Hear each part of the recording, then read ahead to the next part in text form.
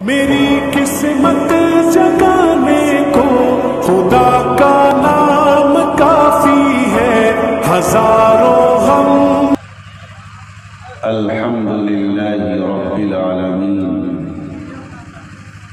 والصلاة والسلام على سید المرسلین، اما بعد،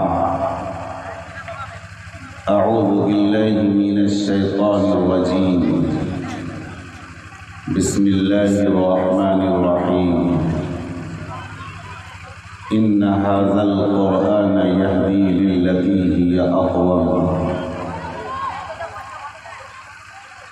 فقد قال النبي صلى الله عليه وسلم خيركم من تعلم القرآن وعلمه، او كما قال النبي صلى الله عليه وسلم۔ درود پاک پڑھ لیجیے، اللہم صلی علی محمد وعلی آل محمد کما صلیت علی ابراہیم وعلی آل ابراہیم انک حمید مجید، اللہم بارک علی محمد وعلی آل محمد کما بارکت علی ابراہیم وعلی آل ابراہیم انک حمید مجید۔ لائق صدر معزز و مکرم باوقار علماء اعظام،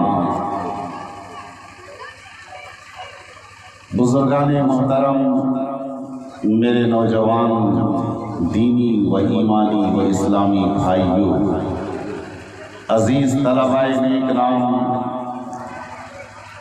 عفت مآب، گھروں میں بیٹھی سن رہی خواتین اسلام،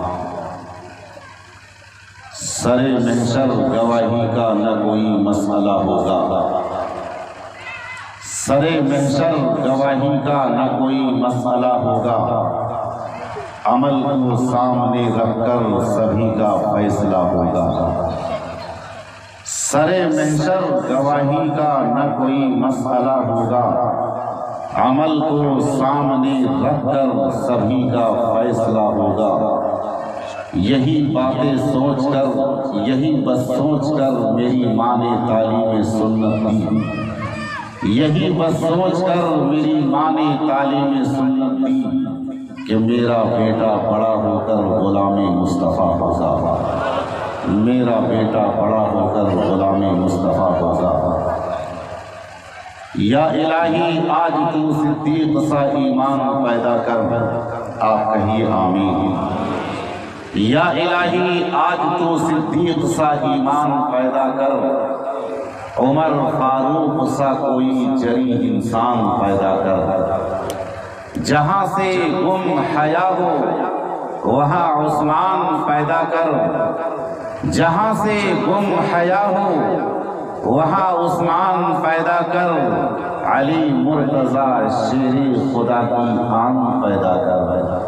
ہمیں پھر دعوت دین الہی عام کرنا ہے، ہمیں پھر دعوت دین الہی عام کرنا ہے،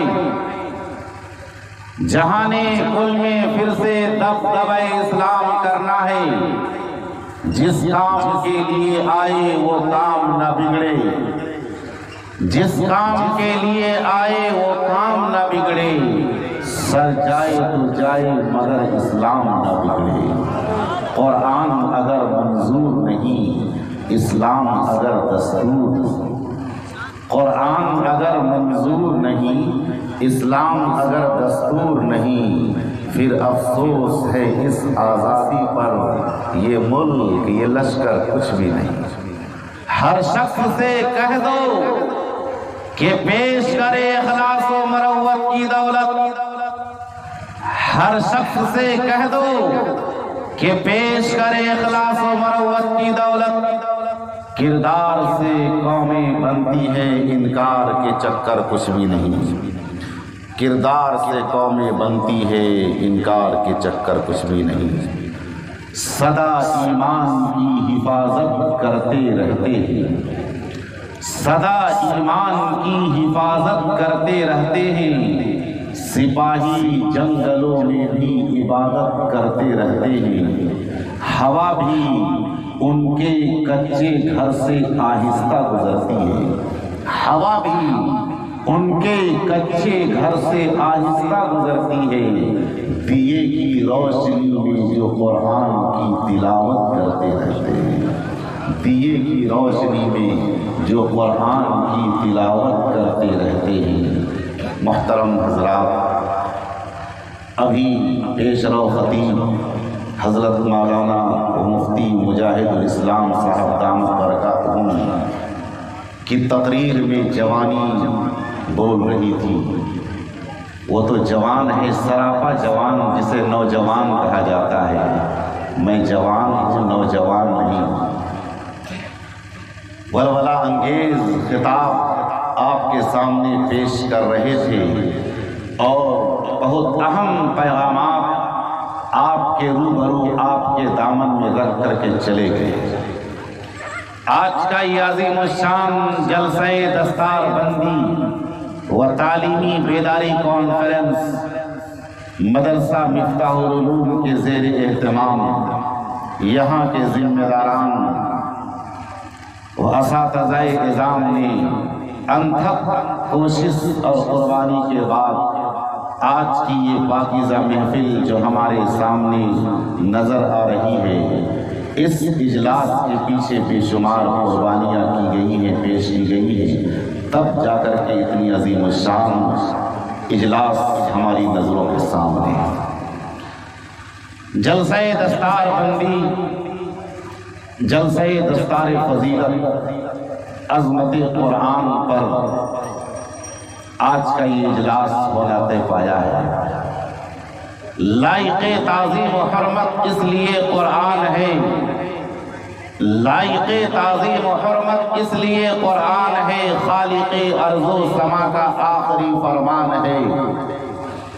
اس صحیفے کی صحیفوں میں الگ ہی شان ہے، اس صحیفے کی صحیفوں میں الگ ہی شان ہے، اس کے ایک ایک لفظ میں عرفان ہی عرفان ہے قول خدا، ارشاد نبی فرمان نہ بدلا جائے گا، ہے قول خدا ارشاد نبی فرمان نہ بدلا جائے گا، بدلے گا زمانہ لاکھ مگر قرآن نہ بدلا جائے گا۔ تقدیس کو لے کر بڑھتے ہیں، ایمان کو لے کر بڑھتے ہیں، تقدیس کو لے کر بڑھتے ہیں، ایمان کو لے کر بڑھتے ہیں، ہم دار و رسن کے دیوانے قرآن کو لے کر پڑھتے ہیں۔ قرآن کریم اللہ تبارک و تعالیٰ کی وہ نازل کردہ کتاب کہ جس کے جھٹکے آج بھی تیزی کے ساتھ محسوس کیے جا رہے ہیں، جس نے عرب جیسی شقی بدبخت اور ضدی قوم کے قلوب کو چند دنوں میں اس طرح پلٹ کر کے رکھ دیا کہ وہ قوم جو مذہب اسلام کا مذاق اڑاتی تھی، وہ قوم جو قرآن کا استہزاء کرتی تھی، یتیم عبداللہ جگر گوشے آمنہ احمد مجتبی حضرت محمد مصطفیٰ صلی اللہ علیہ وسلم کو کبھی شاعر، کبھی مجنون، کبھی پاگل، کبھی دیوانہ جیسے برے القاب سے پکارتی تھی، لیکن قرآنی انقلاب کے بعد مذہب اسلام کی پیرو نظر آ رہی ہے، دین متین کی شیدائی نظر آ رہی ہے۔ آپ صحابہ کرام کی تاریخ کا مطالعہ کر لیجئے، آپ کو مجبور ہو کر کے یہ فیصلہ کرنا پڑے گا، حضرت ابو بکر کو صدیق بنایا تو قرآن کی برکت نے، حضرت عمر کو فاروق بنایا تو قرآن کی برکت نے، حضرت عثمان کو ذی النورین بنایا تو قرآن کی برکت نے، حضرت علی کو حیدر کرار بنایا تو قرآن کی برکت نے، حضرت امیر معاویہ کو سیاست کے اعلیٰ مقام پہ فائز کیا تو قرآن کی برکت نے، الغرض جتنے بھی چھوٹے بڑے صحابہ کرام ہیں ان کو معظم و محترم بنایا تو قرآن کی برکت نے۔ اسی کو علامہ اقبال نے کیا خوب فرمایا، وہ زمانے میں معزز تھے مسلمان ہو کر، وہ زمانے میں معزز تھے مسلمان ہو کر، آج ہم خوار ہوئے تاریخ قرآن۔ حضرات محترم، یہ قرآن عظیم الشان کتاب، یہ قرآن صحیفہ انقلاب ہے، یہ قرآن دستور حیات ہے، یہ قرآن منشور حیات ہے، یہ قرآن ضابطہ حیات ہے، جس قرآن کے متعلق نبی اکرم صلی اللہ علیہ وسلم نے ایک موقع پہ ارشاد فرمایا کہ جب کوئی قرآن کی تلاوت کرتا ہے، جب کوئی قرآن کی تلاوت کرتا ہے تو تلاوت کرنے والے کے سامنے فرشتے آ کر کے بیٹھ جاتے ہیں اور تلاوت قرآن کو سنتے ہیں، اور سنتے سنتے اتنا قریب ہو جاتے ہیں، آقا فرماتے ہیں کہ جب کوئی قرآن کی تلاوت کرتا ہے تو تلاوت کرنے والے کے سامنے فرشتے آ جاتے ہیں، جبکہ آپ کو یہ معلوم ہونا چاہیے کہ کوئی فرشتہ قرآن پڑھ نہیں سکتا، کوئی فرشتہ قرآن کی تلاوت کر نہیں سکتا۔ یہ مقام ملا ہے صرف حضرت جبریل علیہ السلام کو کہ وہ قرآن لانے والے ہیں، قرآن کا دور کرنے والے ہیں، قرآن پڑھنے والے ہیں اور قرآن لانے والے ہیں۔ صرف حضرت سید الملائکہ حضرت جبریل علیہ السلام ہیں جو قرآن پڑھنے والے ہیں، باقی جتنے فرشتے ہیں کوئی قرآن پڑھ نہیں سکتا ہے۔ یہ مقام ملا ہے ہمیں اور آپ کو کہ ہم قرآن پڑھنے والے ہیں، قرآنی تعلیمات پر عمل کرنے والے ہیں۔ نبی اکرم علیہ السلام نے ارشاد فرمایا کہ جب کوئی قرآن کی تلاوت کرتا ہے تو تلاوت کرنے والے کے سامنے فرشتے آ کر کے تلاوت کرنے والے کی تلاوت کو سنتے ہیں، اور سنتے سنتے اتنا قریب ہو جاتے ہیں کہ تلاوت کرنے والے کے لبوں کو چوم لیتے ہیں۔ سبحان اللہ بولیے۔ کیا یہاں سبحان اللہ لوگ تقریر میں نہیں بولتے ہیں کیا؟ آپ سبحان اللہ بولیں گے تب نہ بیٹری چارج ہوگا۔ بات اچھی لگے آپ سبحان اللہ کہیں۔ آقا نے فرمایا کل تسبیحۃ صدقہ، کہ ہر سبحان اللہ کہنا صدقہ ہے۔ آپ سبحان اللہ کہیں گے صدقے کا ثواب آپ کو مل جائے گا۔ آقا نے کیا فرمایا؟ اگر کوئی قرآن کی تلاوت کرتا ہے تو تلاوت کرنے والے کے سامنے فرشتے آ کر کے بیٹھ جاتے ہیں اور تلاوت کرنے والے کے قریب تلاوت کو سنتے ہیں، اور سنتے سنتے اتنا قریب ہو جاتے ہیں کہ تلاوت کرنے والے کے لبوں کو چوم لیتے ہیں۔ اب بات سمجھ میں آئی آپ کو۔ آقا کی مسجد میں حضرت امام عاصم رحمۃ اللہ علیہ بچوں کو قرآن پڑھاتے تھے۔ آج بھی وہ سلسلہ چل رہا ہے مسجد نبوی کے اندر قرآن پڑھنے پڑھانے کا۔ وقت کے بڑے امام حضرت امام عاصم رحمۃ اللہ علیہ بچوں کو قرآن پڑھاتے ہیں، ان کے منہ سے مشک کی کستوری کی خوشبو آنے لگی۔ بچوں نے آگے بڑھ کر کے سوال کیا کہ حضرت آپ کے منہ سے مشک کی کستوری کی خوشبو کیوں کر کے آ رہی ہے، ذرا بتا دیا جائے۔ حضرت امام عاصم رحمۃ اللہ علیہ انکار پہ انکار کرتے رہے، لیکن بچے اصرار پہ اصرار کرتے رہے اور کہا کہ بتانا ہوگا حضرت آپ کے منہ سے مشک کی کستوری کی خوشبو کیوں کر کے آ رہی ہے۔ وہ بتانے پہ مجبور ہو گئے۔ انہوں نے فرمایا کہ میں بتاؤں میرے منہ سے مشک کی خوشبو کیوں کر کے آ رہی ہے، میں بتاؤں میرے منہ سے مشک کی خوشبو کیوں کر کے آ رہی ہے۔ ایک رات میں سویا سرور کونین امام کائنات فخر موجودات کالی کملی والے آقا و مولا جناب رسول اکرم حضرت محمد مصطفیٰ صلی اللہ علیہ وسلم خواب میں آ گئے، اور خواب میں آنے کے بعد فرمایا اے عاصم ذرا قرآن کی تلاوت کر، جب تو قرآن کی تلاوت کرتا ہے تو بڑا بھلا معلوم ہوتا ہے۔ جب تو قرآن کی تلاوت کرتا ہے بڑا بھلا معلوم ہوتا ہے۔ حضرت امام عاصم رحمت اللہ علیہ نبی پاک علیہ السلام کو خواب میں قرآن کی تلاوت سنانے لگے، قرآن پڑھ کر کے سنانے لگے۔ نبی پاک علیہ السلام تلاوت کو سننے لگے اور سنتے سنتے اتنے قریب آ گئے کہ حضرت امام عاصم رحمت اللہ علیہ کے لبوں کو چوم لیا ہے۔ اس وقت حضرت امام عاصم نے اپنے بچوں سے فرمایا کہ میں بتاؤں میرے منہ سے مشک کی خوشبو کیوں آ رہی ہے؟ نبی اکرم علیہ السلام نے جس دن سے میرے لبوں کو چوما ہے خواب میں، اسی دن سے میرے منہ سے مشک کی خوشبو آ رہی ہے۔ یہ ہے مقام تلاوت قرآن کرنے والے کا۔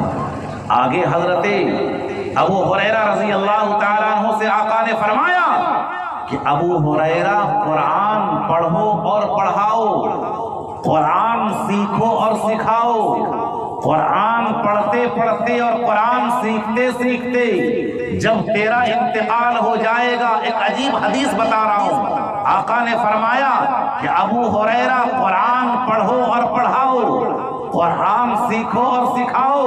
اگر قرآن پڑھتے پڑھتے انتقال ہو جائے گا، قبر میں چلے جاؤ گے، جب قبر میں چلے جاؤ گے تو تیری قبر کی زیارت اس طرح لوگ کریں گے، تیری قبر کی زیارت فرشتے اس طرح کریں گے جیسے لوگ بیت اللہ شریف کی زیارت کرتے ہیں۔ تیری قبر کی زیارت فرشتے اس طرح کریں گے کہ جس طریقے سے لوگ خانہ کعبہ کا دیدار کرتے ہیں، اگر تو قرآن پڑھتے پڑھتے دنیا سے چلا جائے گا۔ اس لیے بزرگوں دوستو، ہم قرآن پڑھیں، قرآن پڑھائیں اپنے بچوں کو۔ آج قرآن کو دریا میں ڈالا جا رہا ہے، آج قرآن کو نظر آتش کیا جا رہا ہے، آج قرآن کو بالائے طاق رکھ دیا جا رہا ہے۔ اس کی وجہ ہم اور آپ ہیں کہ ہم نے قرآن کو بالائے طاق رکھ دیا، لیکن اسے یہ نہیں معلوم کہ بجھ نہیں سکتا کسی آندھی سے قرآن کا چراغ۔ شاعر کیا خوب کہتا ہے کہ بجھ نہیں سکتا کسی آندھی سے قرآن کا چراغ، آندھیوں خود آزمانو سامنے میدان ہے۔ لوگ قرآن کو جلانے کی سازش کر رہے ہیں، لوگ قرآن کو دریا میں ڈالنے کی تیاری کر رہے ہیں، لیکن لوگوں کو یہ نہیں معلوم کہ قرآن کبھی مٹ نہیں سکتا، قرآن کبھی بجھ نہیں سکتا۔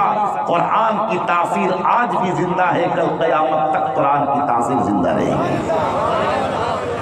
آپ نے دہلی کا واقعہ نہیں سنا؟ دہلی کے اندر چاندنی چوک ہے۔ چاندنی چوک جانتے ہیں کہاں ہے؟ کہاں ہے؟ نوادہ میں؟ کہاں ہے؟ دلی میں۔ چاندنی چوک میں بڑا مجمع تھا، لاکھوں کا مجمع۔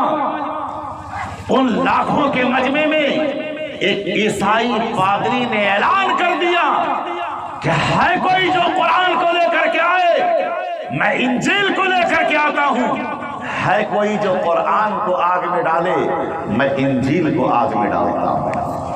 مقابلہ ہوتا ہے قرآن اور انجیل کا، اور کون مقابلہ کرتا ہے؟ عیسائی پادری اعلان کرتا ہے، عیسائیت کا بڑا عالم اعلان کرتا ہے کہ ہے کوئی کہ جو قرآن کو لے کر کے آئے، میں انجیل کو لے کر کے آتا ہوں، اور چلو دونوں اپنی اپنی کتاب آگ میں ڈال دیتے ہیں۔ جس کی کتاب جل جائے گی اس کا دین باطل ہے، اور جس کی کتاب بچ جائے گی اس کا دین حق ہے۔ لاکھوں کا مجمع تھا، لیکن میدان میں آئے تو آئے کون؟ اس وقت کے محدث اعظم، فخر المحدثین حضرت شاہ عبد العزیز نور اللہ مرقدہ میدان میں آئے۔ انہوں نے فرمایا کہ نہ تم انجیل کو آگ میں ڈالو، نہ میں قرآن کو آگ میں ڈالتا ہوں۔ وہ اللہ والے تھے، اہل بصیرت اور اہل نظر تھے۔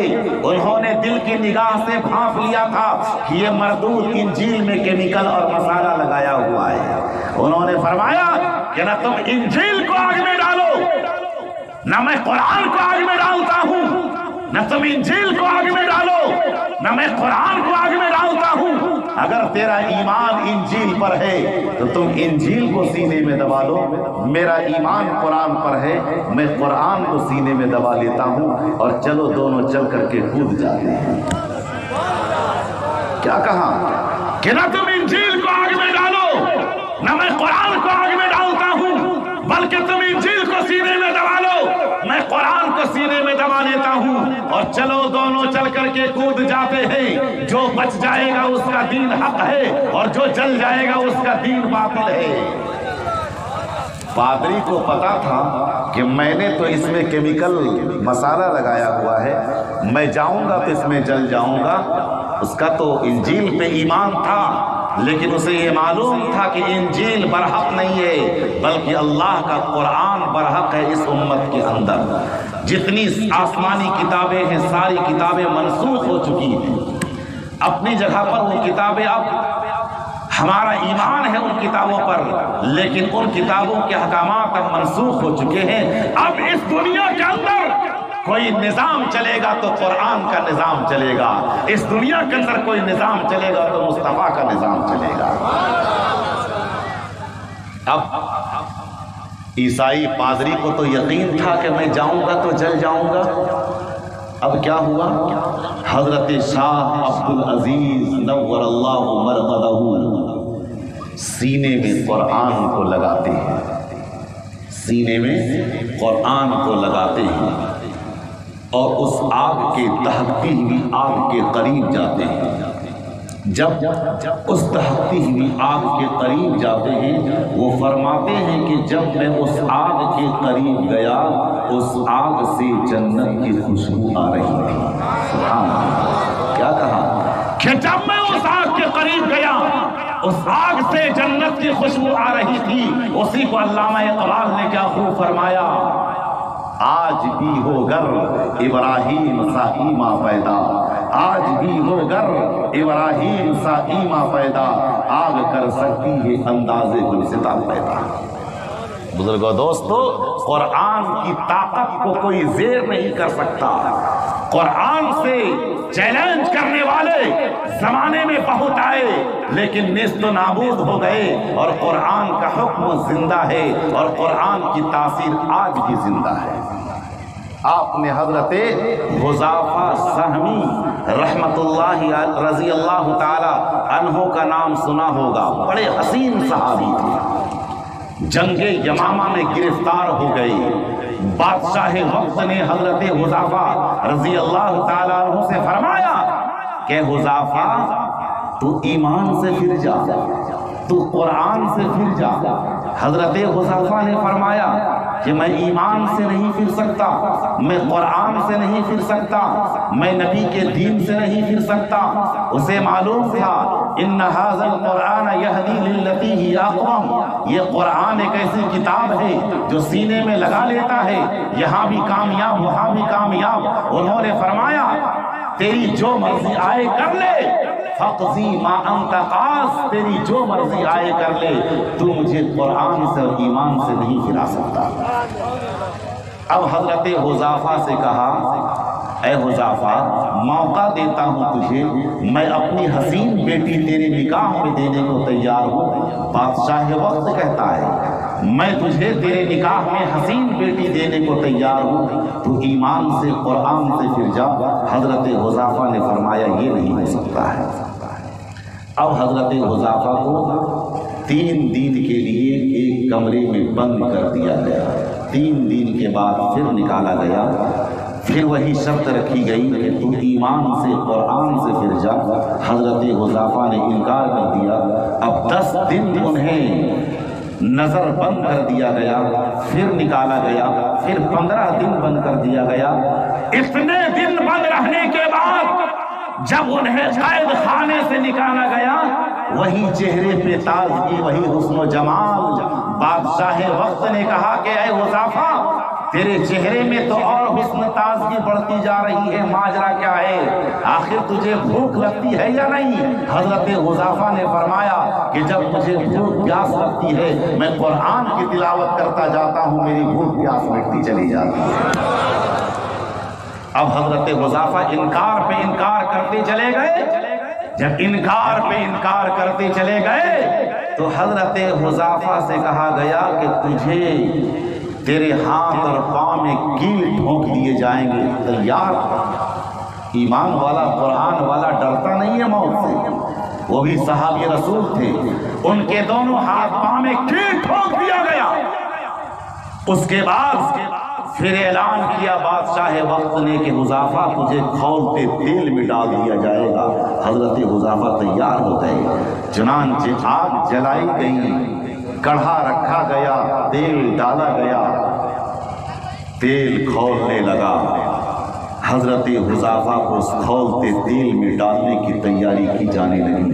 حضرت حذیفہ سے فرمایا کہ حذیفہ اب بھی وقت ہے، تو باز آ جا، اپنے ایمان کا اور قرآن کا سودا کر دے۔ حضرت حذیفہ نے فرمایا کہ میری 100 جان قربان ہو جائے گی، لیکن ایمان کا اور قرآن کا میں سودا نہیں کر سکتا۔ کھولتے تیل میں حضرت حذیفہ سہمی کو ڈال دیا گیا۔ جب اس میں ڈال دیا گیا، تیل کھول رہا ہے، دشمن یہ سوچ رہا ہے کہ حضرت حذیفہ تیل میں پک گیا ہوگا، ان کا خاتمہ ہو گیا ہوگا۔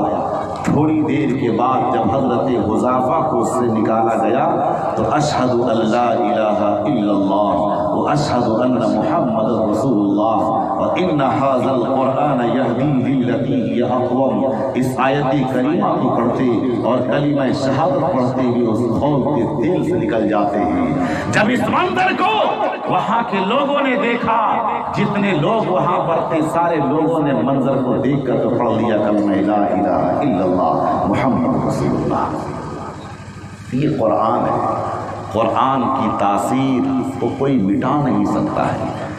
اسی کو آقا کریم علیہ السلام نے ارشاد فرمایا تبرک بالقرآن فإنہ کلام اللہ، برکت حاصل کرو کلام اللہ کے ذریعے سے، برکت حاصل کرو قرآن کے ذریعے سے۔ کیوں؟ اس لیے کہ یہ اللہ کا کلام ہے، یہ اللہ کا کلام ہے۔ آج ہم نے قرآن کو قرآن خوانی تک محدود کر دیا ہے۔ قرآن برکت والی کتاب ہے۔ ایک موقع پر نبی پاک علیہ السلام نے ارشاد فرمایا کہ جہاں پر قرآن کی تلاوت ہوتی ہے، جہاں پر قرآن کی تلاوت ہوتی ہے وہاں پہ خدا کی رحمت کی چھم چھم بارش نازل ہوتی ہے، چھم چھم بارش نازل ہوتی ہے۔ یہ قرآن کی تلاوت کا فائدہ اور سب سے ادنا درجے کا فائدہ یہ ہے قرآن سے محبت کرنے کا اور قرآن کی تلاوت کرنے کا کہ اس کا ایمان محفوظ رہتا ہے۔ جو قرآن سے محبت کرتا ہے، قرآنی تعلیمات پہ عمل کرتا ہے، قرآن کی تلاوت کرتا ہے، اس کا ایمان سلامت رہتا ہے، اس کا ایمان محفوظ رہتا ہے۔ اسی کو قرآن کریم کے اندر اللہ نے فرمایا ان ھذا القرآن یہدی للتی ہی اقوم، کہ قرآن ایک ایسی کتاب ہے کہ انسان کو اونچا بنا دیتا ہے۔ آپ نے حضرت بلال رضی اللہ تعالی عنہ کا نام سنا ہوگا۔ کون بلال؟ کالا بلال۔ کون بلال؟ غریب بلال۔ کون بلال؟ حبشی بلال۔ کون بلال؟ جس بلال کا کوئی مقام نہیں تھا، لیکن جب وہ بلال نے قرآن پڑھا اور اپنے سینے کے اندر ایمان کو داخل کر لیا، نبی کی اطاعت پر عمل کرنا شروع کر دیا، نبی کی پیروی کرنا شروع کر دیا، تو وہی بلال چلتا تھا مکہ کی سرزمین پر، ان کے چلنے کی آواز عرش اعظم سے ٹکراتی تھی۔ ایک موقع ایسا آیا کہ آقا نے فرمایا کہ بلال ذرا کعبے کے چھت پر چڑھ کر کے اذان کے کلمات بلند کر دے۔ اے بلال ذرا کعبے کے چھت پر چڑھ کر کے اذان کے کلمات بلند کر دے۔ حضرت بلال حبشی رضی اللہ تعالیٰ عنہ اذان دینے کے لیے جب کعبے کی چھت پر چڑھنے لگے، اپنی جوتی کو اتارنے لگے، اپنی جوتی مبارک کو اتارنے لگے۔ آقا نے فرمایا کہ بلال اپنی جوتی کو نہ اتار، جوتی سمیت کعبے کی چھت پر چڑھ جا، تاکہ دنیا والوں کو یہ پتہ چل جائے کہ جب کوئی قرآن کو اپنا لیتا ہے، جب قرآن کو سینے میں بسا لیتا ہے، اس کا مقام خانہ کعبہ سے بھی زیادہ ہو جاتا ہے، اس کا مقام خانہ کعبہ سے بھی زیادہ ہو جاتا ہے۔ بزرگوں دوستو، یہ قرآن کریم ایک عظیم کتاب ہے، اس قرآن سے ہم محبت کریں، اپنی اولاد کو قرآن پڑھائیں، اپنی اولاد کو قرآنی تعلیمات سے انہیں شراس کرائیں، اپنی اولاد کو حافظ قرآن بنائیں۔ اگر جنت چاہیے تو اپنی اولاد کو حافظ قرآن بنائیں، کم سے کم ایک بچے کو آپ ضرور حافظ قرآن عالم دین بنائیں۔ آپ نے اورنگزیب کا نام سنا ہوگا، بادشاہت بھی وہ کرتے تھے، حکومت بھی کرتے تھے، اور قرآن کی تلاوت بھی کرتے تھے، بادشاہت بھی کرتے تھے، تہجد کی نماز بھی ادا کرتے تھے، بادشاہت بھی کرتے تھے، تراویح بھی پڑھاتے تھے۔ آپ کو پتا ہے وہ حافظ قرآن کیسے بنے؟ وقت کے بڑے بادشاہ اورنگزیب حافظ قرآن کیسے بنے؟ آپ کو پتا ہے وہ حافظ قرآن کیسے بنے؟ ان کے 2 بچے حافظ قرآن بنے تو اورنگزیب بادشاہ نے اپنے دونوں بیٹوں سے کہا کہ بیٹے جا دادا جان کو سلام کر کے آ۔ دونوں بچے گئے دادا جان کے پاس، شاہ جہاں کے پاس۔ دادا جان السلام علیکم، کہا کہ کس خوشی پر آج سلام کرنے آئے ہو؟ کیا کوئی عید کا دن ہے؟ کہا کہ نہیں، کیوں تم نے سلام کیا؟ ان دونوں بچوں نے کہا کہ دادا جان میرے ابا جان نے کہا ہے کہ جا آج تو حافظ قرآن بن گیا ہے، لہٰذا اپنے دادا جان کو سلام کر کے آ۔ اورنگزیب کے ابا حضور نے کہا کہ میری نظر سے دور ہو جا، میری نظر سے دور ہو جا، تو حافظ قرآن بنا ہے تو فائدہ تیرے باپ کو ملے گا، مجھے کہاں ملے گا؟ تو حافظ قرآن بنا ہے تو فائدہ تو تجھے ملے گا، تیرے باپ کو ملے گا، مجھے کہاں ملے گا؟ اس بات کو لے کر کے اورنگزیب کے بیٹے دونوں اپنے ابا حضور کے پاس آئے۔ اورنگزیب بات سمجھ گئے، اسی وقت سے انہوں نے حفظ کرنا شروع کر دیا اور وقت کے حافظ قرآن بن گئے۔ ادھر حافظ قرآن بن گئے، ادھر حکومت بھی کرتے ہیں، ساتھ ہی ساتھ تراویح کا اہتمام بھی کرتے ہیں، تراویح بھی پڑھاتے ہیں۔ اس لیے بزرگوں دوستو اپنے بچوں کو حافظ قرآن بنایا جائے، اپنے بچوں کی اصلاح و تربیت کا خاص خیال کیا جائے۔ جب بچہ ماں کے پیٹ کے اندر ہو اسی وقت سے اصلاح و تربیت کا خاص خیال رکھا جائے۔ باپ پر یہ ذمہ داری بنتی ہے کہ جب بچہ ماں کے پیٹ کے اندر ہو تو باپ حلال غذا کما کر کے لائے، ماں پر یہ ذمہ داری بنتی ہے کہ حلال غذا کھائے، نمازوں کا اہتمام کرے، ذکر و اذکار کرے اور قرآن کی تلاوت کرے، اور جب بچہ دنیا میں آ جائے تو تلاوت کر کے بچے کو دودھ پلائے، وضو کر کے بچے کو دودھ پلائے، نماز پڑھ کر کے وضو کر کے دودھ پلائے۔ آپ نے ٹیپو سلطان کا نام سنا ہوگا، جنگل کو گئے، سامنے سے شیر آیا، سامنے سے شیر آیا، جب سامنے سے شیر آیا ان کا وزیر سامنے موجود تھا، وہ کود پڑے اور شیر سے مقابلہ کرنا چاہا۔ حضرت ٹیپو سلطان نے کہا کہ میرے رہتے ہوئے تو ان کو وار کرے گا؟ حضرت ٹیپو سلطان کود پڑے اور شیر سے مقابلہ کیا ہے۔ مقابلہ کرتے کرتے کافی رد و کت کے بعد شیر کے 2 ٹکڑے کر دیے، کافی رد و کت کے بعد شیر کے 2 ٹکڑے کر دیے۔ ان کے والد حضرت حیدر علی سارا ماجرا دیکھ رہے تھے، وہ دوڑے دوڑے گھر آئے اور اپنی بیوی فاطمہ بیگم سے کہا کہ آج تو تیرے میرے بیٹے نے کمال کر دیا، آج تو تیرے میرے بیٹے نے کمال کر دیا۔ کیا کمال کر دیا؟ کمال یہ کر دیا کہ آج تو تیرے بیٹے نے شیر کے 2 ٹکڑے کر دیا۔ اس وقت ماں نے کہا اس میں میرے بیٹے کا کوئی کمال نہیں ہے، اس میں میرا کمال ہے۔ ماں کہتی ہے کہ اس میں میرے بیٹے کا کوئی کمال نہیں، اس میں میرا کمال ہے، اور میرا کمال یہ ہے کہ میں نے آج تک اپنے بیٹے کو بغیر وضو کے دودھ نہیں پلایا، اپنے بیٹے کو آج تک بغیر وضو کے دودھ نہیں پلایا۔ بزرگوں دوستو ہم پر یہ ذمہ داری بنتی ہے کہ ویسی ماں تیار کی جائے۔ ویسی ماں کب تیار ہوگی؟ جب ہماری قوم کی بیٹیاں پردے کے اندر ہوں گی، جب ہماری قوم کی بیٹیاں دینی تعلیم سے آراستہ ہوگی، جب ہماری قوم کی بیٹیاں حیا کے دامن کو تھام لیں گی، جب ہماری قوم کی بیٹیاں بیٹیاں پردے کا دامن تھام لے گی، جس طریقے سے حضرت فاطمہ زہرا رضی اللہ تعالیٰ عنہ نے پردے کے دامن کو تھاما، ایسا تھام لیا کہ انہوں نے اپنے پیارے شوہر حضرت علی مرتضیٰ رضی اللہ تعالیٰ عنہ سے فرمایا تھا، اے میرے پیارے شوہر علی، اگر میرا انتقال دن میں ہو جائے تو میرے جنازے کو رات میں لے کے چلنا، تاکہ میرے جنازے پر بھی کسی کی نظر نہ پڑنے پائے۔ اگر میرا انتقال دن میں ہو جائے تو میرے جنازے کو رات میں لے کے چلنا، تاکہ میرے جنازے پر بھی کسی کی نظر نہ پڑنے پائے۔